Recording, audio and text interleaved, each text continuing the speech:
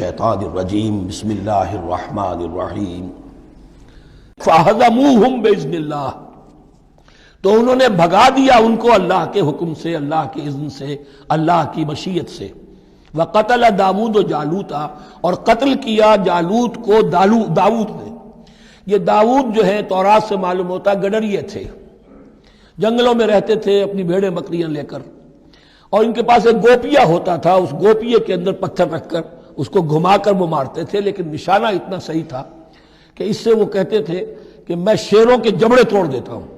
جب کبھی شیر آتے ہیں میرے بھیڑوں بکریوں کے گلوں پر حملے کے لیے، تو جب وہ آ گئے اتفاق سے، جب لشکر آمنے سامنے تھے، ادھر جالوت للکار رہا ہے آئے کوئی میرے مقابلے میں، ادھر سب کے سب سہمے کھڑے ہیں، کوئی آگے نہیں نکل رہا، تو حضرت طالوت آئے، یہ حضرت داود آ گئے اتفاقاً، کہا معلوم ہوا کیا سچویشن ہے، یہ ہے کہ اچھا ٹھیک ہے، میں اس غیر مختون کا میں معاملہ کرتا ہوں، اس لیے کہ یہ ان کے یہاں سب سے بڑی گالی تھی۔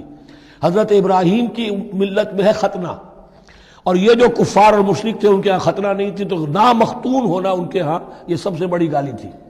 اس نامختون کا پھر جو ہے میں اس کو کیفر کردار تک پہنچاؤں گا، میرے پاس یہ گوپیا ہے اور میں تو شیروں کے جبڑے توڑ دیا کرتا ہوں۔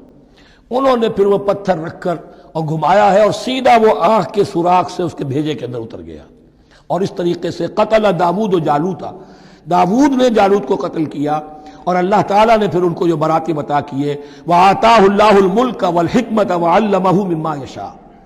ایک تو یہ کہ طالوت علیہ السلام نے اپنی بیٹی کا نکاح ان سے کر دیا، داماد ہو گئے، اور پھر انہی کو وارث بنایا، یہ بادشاہ ہوئے۔ اللہ نے ان کو ہی ملک دیا، حکومت دی، بادشاہت دی، اور دی نبوت میں دی، یہ دونوں اعتبارات سے ان کو اللہ تعالیٰ نے سرفراز فرمایا۔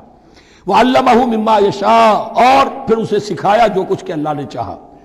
وَلَوْلَا دَفْعُ اللَّهِ النَّاسَ بَعْضَهُمْ بِبَعْضٍ، اور اگر اس طریقے سے اللہ ایک گروہ کو دوسرے کے ذریعے سے دفع نہ کرتا رہے، زمین میں فساد ہوتا ہے تو اللہ تعالیٰ کو شکل ایسی پیدا کرتا ہے کہ کسی اور گروہ کو سامنے لا کر مفسدوں کا خاتمہ کرتا ہے۔ اگر ایسا نہ ہوتا، وَلَوْلَا دَفْعُ اللَّهِ النَّاسَ بَعْضَهُمْ بِبَعْضٍ لَفَسَدَتِ الْأَرْضُ، تو زمین میں فساد ہی فساد پھیل گیا ہوتا۔ اللہ تعالیٰ نے ان جنگوں کے ذریعے سے ہر بڑا فرعون جو آتا، ہر فرعون موسیٰ، اللہ تعالیٰ نے کوئی نہ کوئی اس کے لیے علاج تجویز کیا ہوا ہے۔ وَلَوْلَا دَفْعُ اللَّهِ النَّاسَ بَعْضَهُمْ بِبَعْضٍ لَفَسَدَتِ الْأَرْضُ وَلَكِنَّ اللَّهَ ذُو فَضْلٍ عَلَى الْعَالَمِينَ، لیکن اللہ تعالیٰ تو تمام جہانوں پر بڑا فضل کرنے والا ہے۔ تِلْكَ آیاتُ اللَّهِ نَتْلُوهَا عَلَيْكَ بِالْحَقِّ، یہ اللہ کی آیات ہیں جو ہم پڑھ کر آپ کو سنا رہے ہیں حق کے ساتھ۔ یہ قول گویا کہ حضرت جبرائیل کی طرف منسوب ہوگا، یہ اللہ کی آیات ہیں اے مسلمانوں، اے محمد صلی اللہ علیہ وسلم، جو ہم آپ کو سنا رہے ہیں حق کے ساتھ۔ وَإِنَّكَ لَمِنَ الْمُرْسَلِينَ، اور یقیناً اے محمد صلی اللہ علیہ وسلم آپ رسولوں میں سے ہیں۔ تِلْكَ الرُّسُلُ فَضَّلْنَا بَعْضَهُمْ عَلَى بَعْضٍ، ایک بہت اہم قانون بیان ہو رہا ہے، ان رسولوں میں سے ہم نے بعض کو بعض پر فضیلت دی ہے۔ یہ میں پہلے بیان کر چکا ہوں کل، تفریق بین الرسل کفر ہے، تفضیل یہ قرآن سے ثابت ہے، کوئی افضل ہے اور کوئی مفضول ہے، کسی کو کسی اعتبار سے فضیلت ہے، کسی کو کسی اور اعتبار سے فضیلت، جزوی فضیلت ہے مختلف لوگوں کی ہو سکتی ہے، کلی فضیلت تمام انبیاء اور رسول پر محمد رسول اللہ کو حاصل ہے۔ تِلْكَ الرُّسُلُ فَضَّلْنَا بَعْضَهُمْ عَلَى بَعْضٍ مِّنْهُمْ مَنْ كَلَّمَ اللَّهُ، ان میں سے وہ بھی تھے جن سے اللہ نے کلام فرمایا، حضرت موسیٰ علیہ السلام۔ وَرَفَعَ بَعْضَهُمْ دَرَجَاتٍ، اور بعضوں کے اور کسی اعتبار سے درجات بڑھا دیے۔ وَآتَيْنَا عِیسیٰ ابْنَ مَرْیَمَ، اور ہم نے عیسیٰ ابن مریم کو البینات بڑے کھلے معجزے دیے۔ وَأَیَّدْنَاهُ بِرُوحِ الْقُدُسِ، اور ان کی مدد فرمائی حضرت جبرائیل کے ساتھ۔